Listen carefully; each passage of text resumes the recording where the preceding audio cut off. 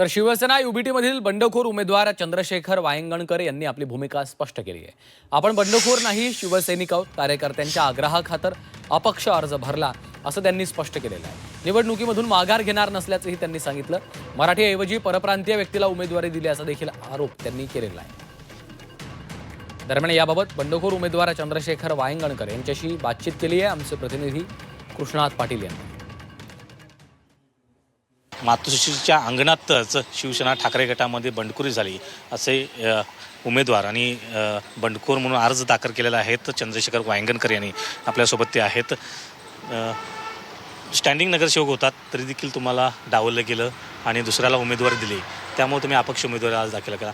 काय डावलण्यामागचं काय कारण आहे? सर, सर्वप्रथम तुमचा प्रश्न जो आहे तुम्ही जरा खोडून काढतो। तुम्ही म्हटलं की बंडखोर उमेदवार, बंडखोर कोण असतो? जो दुसऱ्या पक्षात गेला। मी साहेब पक्षांतर केले नाही। गेल्या 4 वर्षात आम्हाला पण साहेब अनेक प्रकारची आमिषं आली, परंतु त्या आमिषाला बळी न पडता निष्ठावान शिवसैनिक म्हणून आम्ही आदरणीय जे आमचे पक्षप्रमुख उद्धवसाहेब ठाकरे यांच्या मागे खांद्याला खांदा देऊन आम्ही त्या ठिकाणी राहिलो। त्याच्यामुळे बंडखोर ह्या शब्द आम्हाला तरी मान्य नाही आहे। जर उद्धवसाहेब बोलले तर उमेदवारी अर्ज मागे घेणार? सध्या परिस्थिती हाताबाहेर गेलेली आहे। जो काय निर्णय आहे तो मी एकटा घेऊ शकत नाही। माझे शाखाप्रमुख, आमचे सर्व शाखेतले उपशाखाप्रमुख, आमचे गटप्रमुख तो निर्णय घेते। हे जे सांगतील तो निर्णय मला मान्य असेल।